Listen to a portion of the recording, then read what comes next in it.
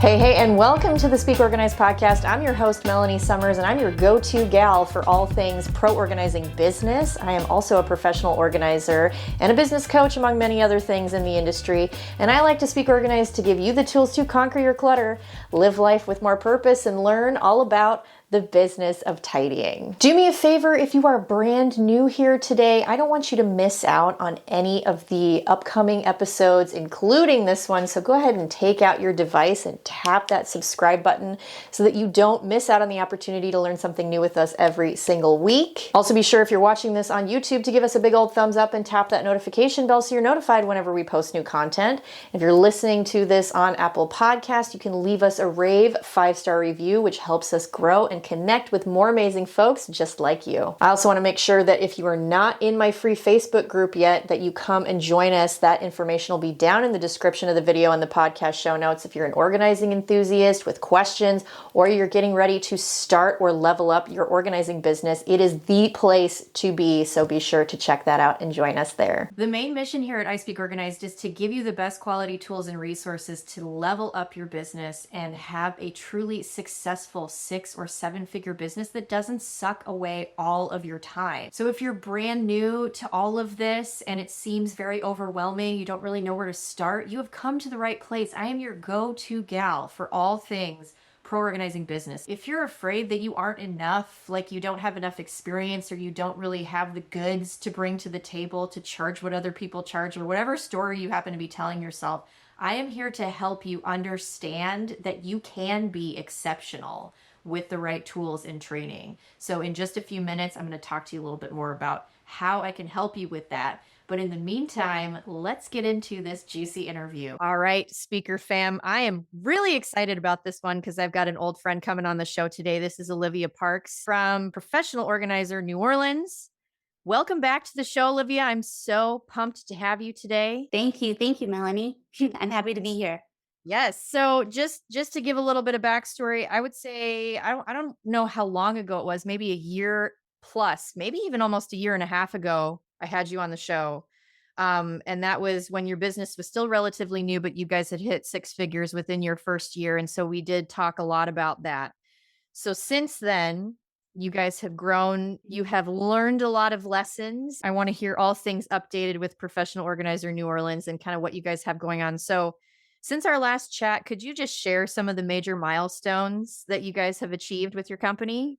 Yeah, sure. So I would say the biggest thing for this year, actually in 2024, is we had our biggest month yet.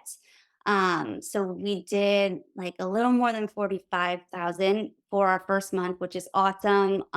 We also sold our biggest job ever in January. Got paid all upfront for that. That was around a little more than 9,000. Um, and which is like big milestones for us. We have also had the biggest like year with repeat clients, and we've had a huge success for that. I would say in the past I haven't put as much effort into reaching out to past clients, but man, I should have because I realized that they already know you, they already know your business, they already know how you work.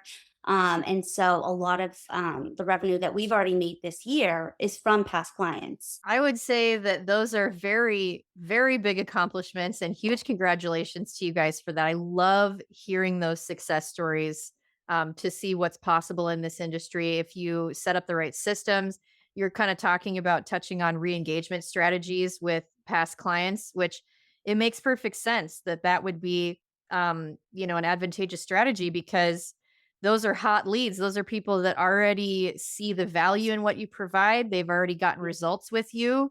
Of course, they're going Mhm. to want to buy from you again, and that's a huge driver for us as well. So, and that's something that I like to teach my clients about is how to run re-engagement promotional campaigns and things like that. So, I I don't want to get too far down the rabbit hole with all this because there's so many different things we can talk about. One of the things that you mentioned was that you've started to embrace activities in your business that you once found quote unquote cringe. Like you talked about like frequent social media posting. I know that wasn't something that you guys were super into, but you mentioned that having just jumped in and sort of embraced some of these strategies has been transformative for your business. So can you elaborate on that and how this change in perspective has fueled your business growth?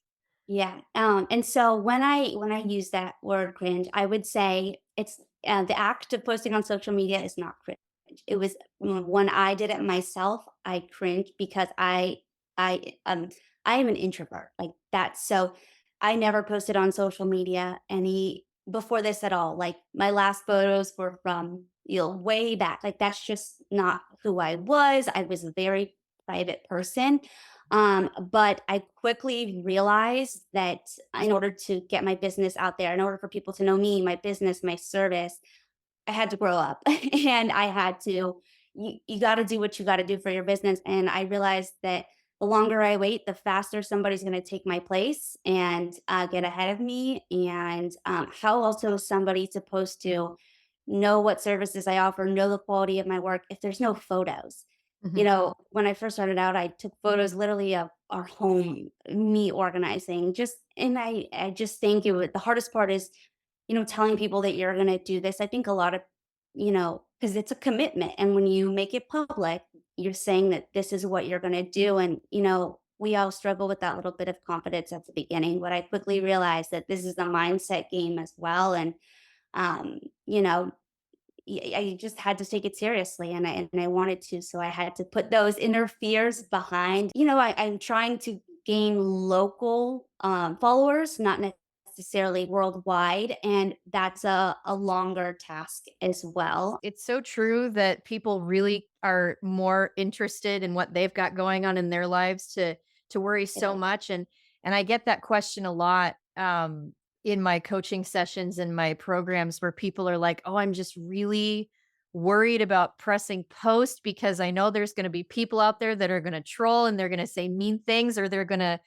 judge a client's messy space and I don't want to put them in that position." And so they make all these excuses for why they're putting barriers in front of them being visible, Mhm. but those instances are so few and far between, and I think you're right, Olivia, where people really are more just supportive and they like being able to see the content that is relatable to them so they don't feel so alone in their journey, and maybe they feel a little bit more confident to reach out to a professional to get the help that they need, and they wouldn't be doing that if you don't present the opportunity for them to do so, right? So all Yeah. of these things are super important. I'm really glad that you brought that up, and because that's exactly how it gets done. I would also say, like, who cares how many likes you have and comments you have on a photo? Like, if you go Right. look at my profile on my Instagram, it's my mom and my sister are my biggest ones who come. Like, but I mean, like, that doesn't matter who likes your photo, who doesn't, because people go to your Instagram so they can see your portfolio. Exactly. If that makes sense, you gotta like just it's not it's just you gotta switch that it's not like your personal Instagram as well or what who cares who likes it and whatnot. And but yeah, you always gotta be active. I realize the importance of that as well. That's a very valid point. There's always lurkers out there, and I think, in my research, a lot of the way that people interact on social media, especially on platforms like Instagram, they're not as active in engaging, but they are there consuming the content because there's just so Mhm. much of it. We're just kinda oversaturated. So there's always people lurking, they're always watching, like, you Yes, just never know what's gonna come out of the woodwork. yes. I'm glad you brought that up. So I want to touch on this next point here. You mentioned this at the very beginning during your milestone moments that you now take payment in full upfront. And so people listening to this and watching this today are going to be sitting there thinking, how in the heck is that even viable? Who in their right mind is willing to pay 9 grand up front for an organizing job? How do you convey the value? All of these different things. So unpack that a little bit. Tell us why you switched to that, how that decision has impacted your operations and client interactions, and how people respond. Yeah, sure. So it was actually a few months after I started my business that I did this. But the main reason I did it is because I think that when I was closer to the beginning, I was only taking like 50% or whatnot. And I started getting busier and busier. And I realized, wow, this is so hard for me to keep track of who owes what, how much it is. And also on the other hand, I had to keep track of, oh, did they have to reimburse me for products too? But I can't charge them together because for tax purposes, I need to realize, okay, this is my reimbursements, this is my actual, you have to separate them. And then like I was like, it's just really confusing. It's extra work for me. But I would say the main thing after that was I got burned and somebody didn't pay for something and that moment on, I didn't want to be walked on. And I realized that this is my business. I set the terms. I choose who my clients are. And I am not going to be disrespected like that. So at the beginning of your business, I don't expect that you can take full payment up front. Now the reason that we can is because we have all of this credibility built up. We have a huge portfolio. I have reviews. You search my name, and you can find all the links that Erin has created and how I'm a professional organizer. It's the amount of like credibility and online presence that we have. It proves why we can do that. The more confident that you are in your product and what you sell, and your services and your business, I would also say that's going to reflect in how you come off in your sales process as well. So I would say really have a strong, whether we take payment on the phone. If it's a consultation, I'll take it in person or whatnot, but really have, your closing down. Eye contact is everything, being confident, body language, the way you say stuff. I mean, if you're not confident in yourself, how is somebody supposed to be confident in you and your service? Mhm. It really is just also that simple as well. But like I said, that I would also say that when you have a client and they say, sometimes I have clients and I'd say, oh, I want to book, for example, May 25th. And I'm like, I let them know, okay, our booking process, to save the date with us is we do take payment for the service up front. Of course, you'll get a receipt, confirmation, email, because we don't book any other clients that day. And our services are non-refundable, but if you need to reschedule for any reason, we're super flexible on that. And you have 6 months to use this session if, an emergency happens or whatnot. And that's literally what I say. I also have clients and then I tell them the payments up front and then they step back. Mm. And it kind of just tells me maybe they weren't my client anyway. How were they going to pay, or were they going to bail on me the day before? And my contractors were expecting to be paid money that day. Right. And then, we provide livings for our contractors as well, Mhm. which is a huge thing. But I would also say that taking payment up front is so important. It's so important for cash flow. Mhm. Um, the more your business grows, the more expenses you're going to have. Mhm. And sometimes you don't realize that as well, especially if you just want to keep growing.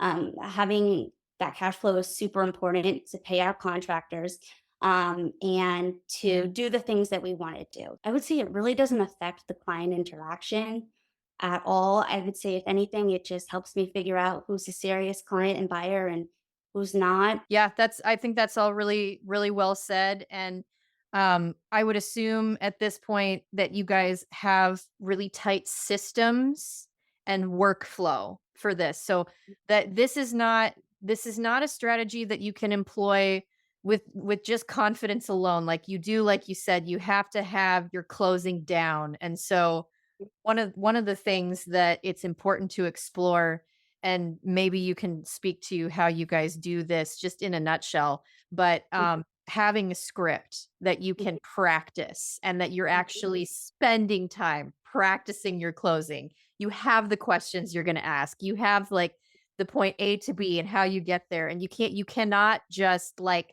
wing it and like expect somebody's going to pay you money up front, right? No.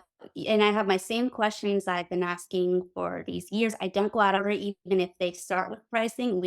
I don't go, I don't, we all have the people who just want to know the price. I stick to my order of questions and you just got to stick to that. You are in charge of the phone call, whatnot. Take control. You really got to understand your project. But also I would say, and this has taken time, but when you talk to me on the phone as a potential client, you can tell I know what I'm talking about as Right. well. You gotta have your process down. Is it a hobby or is it a business? That's Right. what I kind of say, right? How serious do you want to do you want to get with this? Yeah. Is it a hobby or is it a business?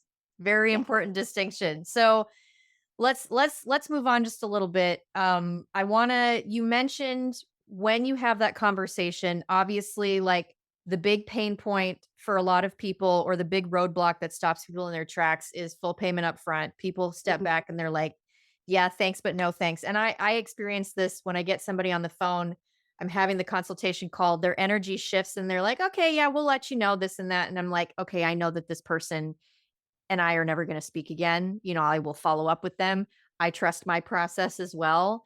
But Mhm. you mentioned that you have now started emphasizing and understanding the importance of getting comfortable hearing the word no, right? Mhm. This Mhm. is this is so hard for business owners. This is like the one that is the one, it's a very small word, it's 2 letters. It will end businesses faster than you can say the word no. I mean, Yeah. people get they get stopped in their tracks. They take it too personally, the word Yeah. no. So, how has your mindset shifted and how has that been affected as you approach the sales process and client relationships hearing that word no? Well, I would say that like owning a business mindset is everything. First of all, being an entrepreneur mindset is everything. Mhm. I'll also say get comfortable hearing 100 no's before you hear a yes. I've already heard so many no's today. I've already been ghosted by not ghosted, but I've already reached out to so many past clients, don't get any responses. I do outreach, you don't get any responses, but there's gonna be that yes, and it's coming. And man, you can't let it you can't let it affect you, because then it's gonna affect the next thing you do.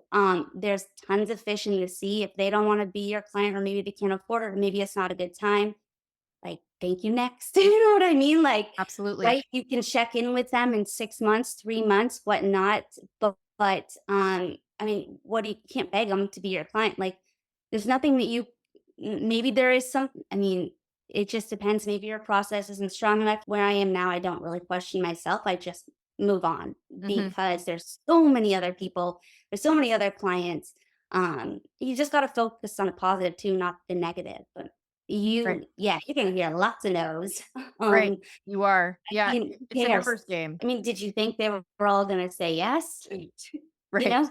Yeah. No, I Absolutely. mean, this is also the challenges and struggles of being an entrepreneur. It's you're your own boss, and it's hard, but it's a lot of fun. That yes is a lot of fun. So don't get discouraged. Also, especially if you're just starting out, like you can do this. Like there's so many people who need your help. Like do not get discouraged. Right. So there's some yeah. You're gonna hear 100 no's before you even hear one yes. And Yeah. all you need is that one. It's you're always one conversation away, and it really is. That is one thing that I instill in my coaching clients is that it is a numbers game, and if you're not willing to play that game, then you're gonna be defeated before you've even tried. So I mean I'm in the same boat with press outreach and article pitches and client consultations and networking meetings and Zoom calls. I mean, there's a lot to keep track of, there's a lot to do, but if you're willing to take the steps, you're willing to do those things, it is a numbers game. You will get a response eventually. Somebody will reach out to you, you know? Yeah. So I'm Yeah, I super have an grateful. example for that too. Please do. Oh, okay. So, for example, like one of the things we've been doing is outreach to local realtors lately. That's something else we've been doing. And I probably like the first day we did it, I probably outreached close to like 500 realtors or so. Mhm, Um, Only got responses from like five within that first week, and some of them were like DMs, some were emailed, but one was a DM on Instagram, and she was like, thank you so much. And then she referred her friend to me. I didn't even know she referred her friend to me. Next thing I get a phone call from her friend. Next thing I have a consultation. Boom, we sold a $5,000 job. I mean, it's just, it's that one, you know, it's just, you got to do it. I mean, what if, right? Like, right. why not go for it? Yeah, Like, what what if you hear no? Like, exactly. What is 5 out of 500? Is that like 1%? I'm terrible at math. Had you only reached out to 2 realtors, you would have gotten nothing. Had you reached out to 100, you might have not gotten anything. Had you yeah, it's that is just like proof of that concept for sure. Yeah. So, all right, let's talk about teams because I know that you started this business with just you and your partner, Mhm. and then you guys very quickly added team members to the equation. I have done that as well. It has its pluses and minuses. It's not an easy thing to do to manage a team.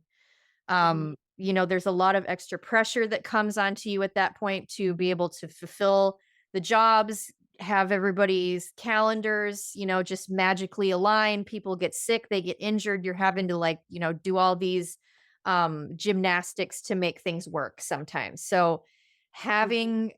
having a process and having a hiring process in particular is extremely important, Mhm. and, having your strategies in place are very important. So I want to know from your perspective, having gone through this with your expansion, what strategies have you found most effective in Mhm. ensuring that new team members align with your company's vision and values and that they really kind of weave into Professional Organizer New Orleans?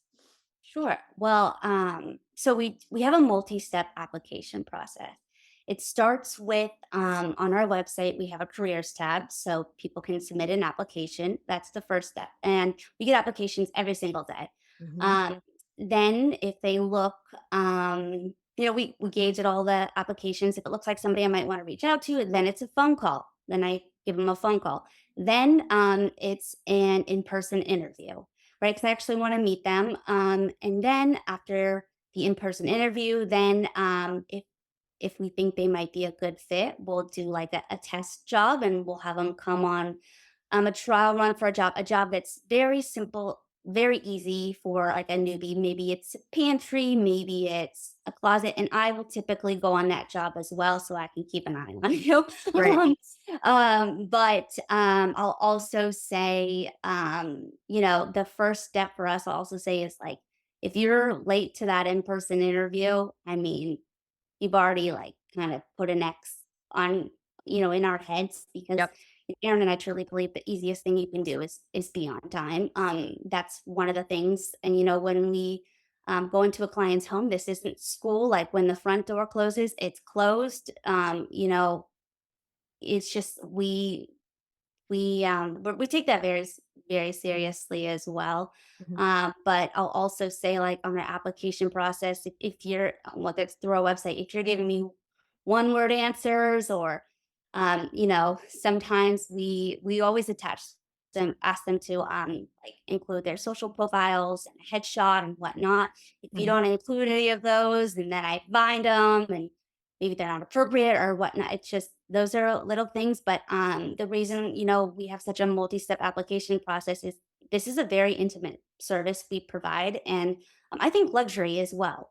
But also I deal with a lot of, I mean, like we have a lot of clients who have depression and anxiety and overwhelmed, and I need to trust that somebody is going to respect their things, respect their home. I need to understand and know that um, that they're not just gonna, say ew, or Right. if they see, maybe it's dirty underwear, or maybe it's trash all over the floor. Like we see everything. It's very emotional too for a lot of our clients to even maybe make that first step and call us to reach out. Exactly. Um, so yeah, and also we are liable in Hmm. case something happens. Even though they're an independent contractor, we help them out. I'll also say that we pay very well. Hmm. And one of the things we do, and I would recommend everybody doing, is just respecting them, respecting their time, respecting that they are an independent contractor if they are.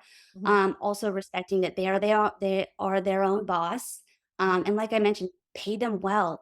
Let them know that they are so appreciated. And generally, though, like we couldn't do this without them. Like my Right. highest month that we sold back in January, I barely went on any jobs. And that's because I don't even think I really went on any, because we had contractors running them for them, which Right. I'm still working obviously, but I was selling. Like that's all I did every single is just I had more time to sell. But yeah, I am selective with who we bring on our team because yeah, I want the best. of the best representing us in our company, and I've worked really hard to get this company where it is. And Mhm. yeah, that's what I'd say. Yeah, absolutely. I think that's well said. A lot of different things for people to chew on and think about. It's very important. And it is a challenge. There is a big difference between being good at organizing and being able to do it professionally. And beyond that, there's a big difference between running an organizing company or running any company in general. So having a team for us has produced similar freedoms. I mean, I can so very relate to where you are with all of that. Now I have more time to go to networking events. I have more time to do speaking engagements and do my podcast and all the things that actually like get the wheels turning and grow your business. It's really really difficult to do that if you're also on site all the time, right? It's Yeah, like virtually impossible. And yeah, if you wanna see tremendous results, like, if this is gonna be your full-time job and you wanna make a good living, this really is the way that it happens, is with yeah, having good team members. yeah, definitely. And I also say that I also had to learn to take a step back. Mhm. And I also probably in the beginning, I might have scared some people off because I was too micromanaging. It's hard sometimes though when this is your baby. It is my baby at the moment, Absolutely. so and I'll also say that I had to learn it, and I'm still learning that like no contractor, no employee is ever going to care as much about your business as the owner and Right. you. And that's a hard thing to take in. They're also never going to understand all the work that I do behind the scenes before the job, the hours I spent. You got to understand that. But That's awesome. That's awesome. yeah, No, so now I know that, this journey for you of going from the, I say this lovingly only because you said yeah, it, the micromanaging boss to yeah. now sending team members out independently. I know that's something that you guys do now. It's such a freeing thing to be able to do that. Mhm. And to just kind of trust your team to do that. So can you share how that helped you manage your workload and prevent burnout? Oh, yeah. So, like, if, for example, even when if I do have to go on jobs nowadays, I mean, it's exhausting, mentally and physically exhausting. And then for these phone calls too that I take as well with my clients, I mean, they're anywhere from like 20 to 30 phone calls, but I also have to stare at their projects too that they send me, and I have to really analyze them. And this is my shot to sell them. And Mm. if I'm mentally exhausted, I can't perform my best on a phone call as well. It's too much. You can't really do it all you can, but it's going to be hard to really get to where you want to be. Right. It's not sustainable and it's not Yeah. there isn't that aspect of growth there that I think a lot of people expect whether they realize it or not unless you're willing to kind of let go and bring people on. So now I want to switch gears just a little bit as we prepare to wrap up the conversation. You have such a generous heart and I just really appreciate having both you and Aaron on the show because you guys like go above and beyond to really share openly about what you've got going on in your business, what works well for you. And so I really want people to perk up their ears and eyes and listen for this next little bit here because I want you to provide just some advice to fellow entrepreneurs and on how you have been able to effectively manage your business and your team and what advice do you have for them uh just some things that they can focus on to actually grow their business, what has done well for you and what would your advice be? First, decide if this is going to be a hobby or a business because the business is a whole nother level. Um, I would also say get ready to spend your personal time, like, you know, basically our weekends and weekdays, we work on our business. Obviously, we have a personal life as well and whatnot, but the more time you spend on your business, the more effort you put into it, the more it's going to grow. The more you practice something, the better you're going to get at something as well. We're still learning how to grow a team, a better team and expand our team. And we're still, like we are always accepting applications and we're always hiring because we also realize that, not everybody's going to be with us for the long haul as well. And it doesn't always work out for everybody. That's part of like effectively managing a team.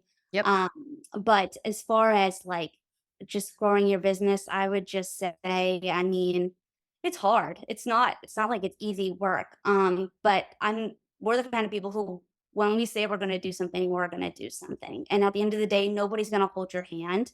Um, you know, if you care too much what people think and the word no, makes you sad too much, or it affects you too much, maybe you're in the wrong boat. And I say that because I'm like a tough love kind of person, but like the amount of like tears and, you know, bickering that Aaron and I've done over the years and whatnot, it's all worth it. But it only motivates us as well. Like it's not going to be all butterflies and sunshine and rainbows. And yeah, you also understand like the more you grow, the more problems you might have. I mean, like there's, also I'll say like the better you get, not the better you get, but the more your business grows, the more people might want to take you down, or you know what I'm trying to say. Yeah, Like, you become a target for people yeah, because there's feelings of jealousy that come up for people, especially if there are folks that have been in the industry for much longer than you guys have. You're still relatively new to the game and you're killing it. mhm, Like just straight up. But for all the reasons that you've stipulated, like you guys work for it. It's not that you perform some magic or you have done anything in a backhanded way. You really truly have just like put your head down and done the work and focused on the right strategies while other mhm, people don't. Other people, um I'm just saying this generally, focus on the wrong things, or they get caught up in like the weird mental gymnastics and they talk themselves out of things, and they just don't have the discipline to be able to weather the storms, because it's always up and down. It's really, really mhm, difficult to run your own yeah, business, and you guys are so young still.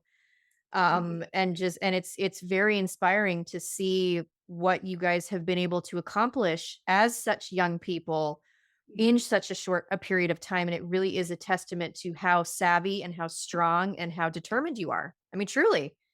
thank you. I think it all just comes down to how bad you want it as well, Right. and what are your whys? Like, why do you want to do? I mean, because we can all say we're going to do this and we're going to do that, but you know, we if you want to lose weight or whatnot, I mean, you're gonna have to go to the gym. We can all say there's some, it all comes down to like doing what you're gonna say, and there's a lot of sacrifices that go into it for sure. Mhm. But yeah, I mean, nobody's forcing me to make my phone calls, do outreach. I mean, gosh, it's a lot. I go wake up thinking about my business, go to bed thinking about my business every single day, 7 days a week. I mean, I'm obsessed, but, yeah, and I would say Aaron is too.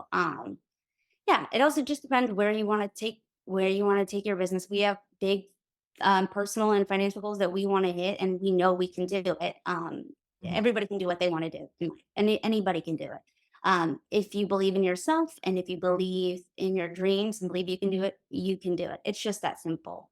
Great. Very cool. I want to wrap up with just one final thing. I know you guys have got a lot of stuff going on. You and Mhm, I talked off camera a little bit. You got a lot of stuff going on that's under wraps, mhm, which is very exciting. So just kind of finally looking forward with professional organizer New Orleans and all the other stuff you've got going on. What are mhm. some goals or some things that you can just tease us with? Like what do you guys have on the horizon that you're looking forward to? I mean, it's always financial goals, I would say. I personally, I want to travel and see the world, and I would say it comes down to, and it also, we both want to provide for our families. Like I mentioned, I think if your why is big enough, you can really accomplish anything. Yeah, it's mainly financial goals that we want to achieve, and we want to be, we want people to know our names, not just in New Orleans, but in the organizing industry, in the organizing business. I mean, it feels good. I mean, it feels great. So, and yeah, I mean, things that you accomplish and the success that you get, it's addictive. So we only want to grow, I would say. So Mhm. you always have to set goals for yourself, because where else, how do you know where you're going? How do you know where you want to go? Mhm. Whether it's with your accountant, whether it's you sitting, writing down your affirmations or manifesting, like know where you want to go, if Mhm. that makes sense. Because then you can create a path to get there. Yep, absolutely. Well said. I think that's a great note to end on. Olivia, thank you so much for coming on the show today. It was great catching up. I would love in the future, I mean, you guys are a part of the speaker fam now. You're stuck with me forever. I would love at some point, maybe next season, to have you and Aaron come on together and talk about team dynamics, running Yes. this company. That I think that would be really fun. So until then, thank you Mhm. so much for coming on Yeah. the show. I'll make sure everybody has all your information down below. We can get in touch with you. And then, so I just want to also give you a chance to do promotional plug if you've got any other special offers that you want to let our viewers and listeners know about. We're Yeah, all sure. ears. So I would say that, Aaron and I, we both do coaching calls. If you have questions about sales, interacting with clients, products, estimating projects and hours, and really the whole client interaction, then I would say I'm your person. If you have questions about SEO and you're setting up your Google My Business and building and designing websites and creating links for yourself and your business and really getting your name out there, then I would say Aaron is your guy.